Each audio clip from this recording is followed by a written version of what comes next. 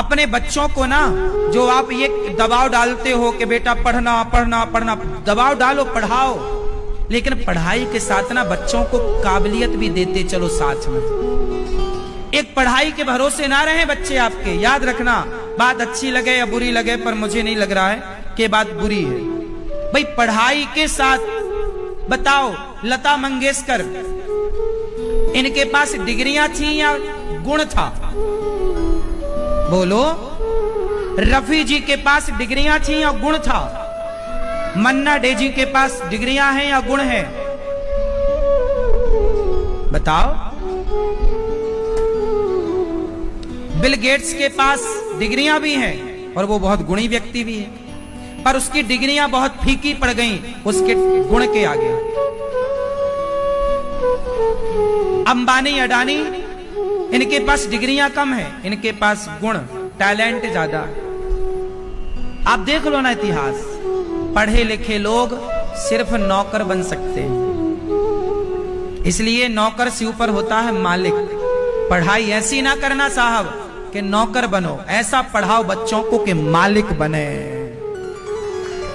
नौकरी के लिए हाथ पसार, भैया हमें नौकरी दे दो, भैया हमें नौकरी दे दो, दे दो। इतना पढ़ लिख के तुम यदि भिखारी बने तो क्या बने तुम? नौकरी लेने वाले क्यों बन गए? पढ़े ही थे तो नौकरियां देने वाले बनते, मालिक बनते, कुछ नया विचार करते, नया लाते। इसलिए मालिक बनो साहब। पढ़ाई, डिग्रियां, सुंदर पिचई की डिग्री कौन पूछता है? उसका टैलेंट बोल रहा है दुनिया में। आज सुंदर पिचई का लोहा दुनिया मान रही है, हाँ या ना? ये जो गूगल मैप चलाते हो आप, आपके घर का एड्रेस एक झटके में आ जाता है, ये सुंदर पिचई की देन है। सुंदर पिचई ने इस ऐप को डेवलप किया, जो आज दुनिया के प्रत्येक व्यक्ति अपना काम कर रहा है उस ऐप से, हाँ या ना? आप कहीं भी जाते हो तो गूगल मैप लगा लेते हो। ये अब ये कहां, कौन सी डिग्री पढ़ी होगी सुंदर पिचई ने? सारी डिग्रियां फीकी पड़ गई गुण के आगे, आपकी काबिलियत के आगे। बोलो हाँ।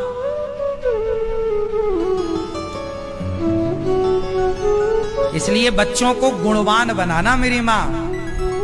डिग्रियां डिग्रियां डिग्रियां डिग्रियां ना दे देना, वो भी ठीक है दो, उसकी बिल्कुल मनाही नहीं है। सिर्फ डिग्रियां नहीं, टैलेंट, गुण, काबिलियत, योग्यता। कल को नौकरी नहीं मिली आपके बच्चों को तो क्या करेंगे? क्या गुण है उनके पास? दूसरा विकल्प भी बचपन से देख के चलना। क्यों जी, बात सही है? दूसरा विकल्प भी हो। देखो ना, कोरोना में जब लॉकडाउन लगा तो डिग्रियां काम नहीं आई, आई? किसी की डिग्री, सब डिग्री धारी सब घर के भीतर थे, दरवाजा की कुंडी लगा के थे। उस समय बस आपकी जान बचाना आपका धर्म था कि बस जैसे तैसे बचाओ अपने आप को, बचाओ अपने परिवार को, बचाओ अपनी बूढ़ी मां को। उस समय केवल जान बचाना धर्म था, प्राणों की रक्षा करो कैसे भी।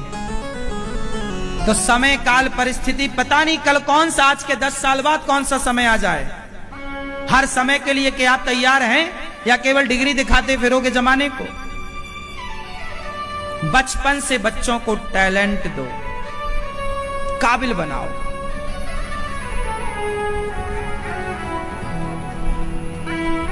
प्रातः काल उठ के रघुनाथा, मात पिता गुरु ना वही माथा।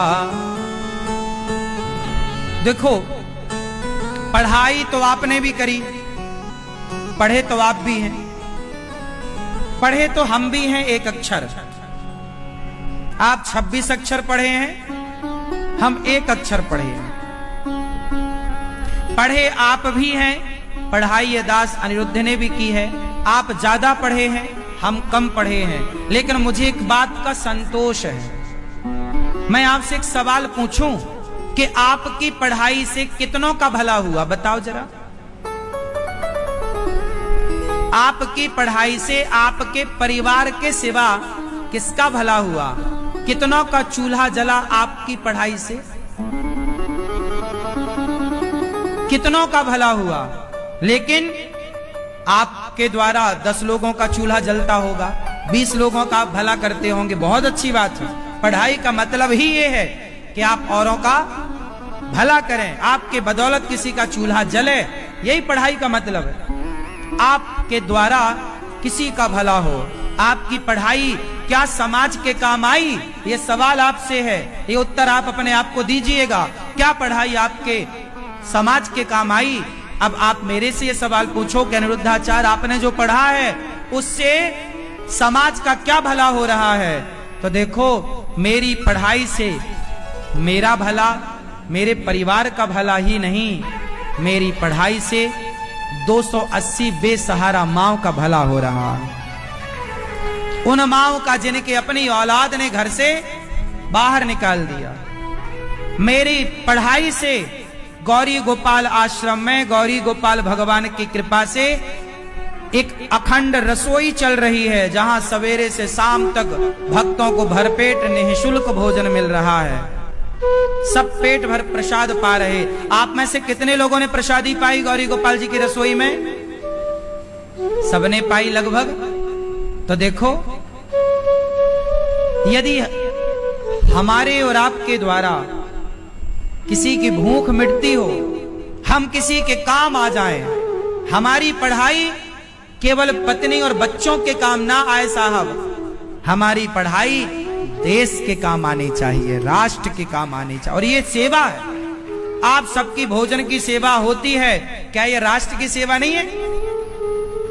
वृंदावन में कोई भी आ जाए, सबको पेट भर भोजन निःशुल्क मिल रहा है, क्या ये राष्ट्र की सेवा नहीं है? माना कि मैं बड़ी सेवा नहीं कर सकता, पर रत्ती भर जितना हो रहा है, जितनी क्षमता है, चिड़िया ने चोंच में पानी भरा और आग में डाली तो कौवा हंसा क्यों? तेरी चोंच के पानी से आग बुझेगी क्या? चिड़िया बोली, आग नहीं बुझा सकती मैं, लेकिन पानी डालकर इतिहास जब लिखा जाएगा तो मेरा नाम आग लगाने वालों में नहीं, आग बुझाने वालों में लिखा जाएगा। सेवा तो बहुत करना है अभी, पर सबकी सामर्थ्य मेरी नहीं है। जितना मैं कर सकता हूं उतना तो करूं, जितना आप कर सकते हैं उतना आप तो करें, बाकी तो सब भगवान पे छोड़िए, भगवान खुद करते हैं अपना काम।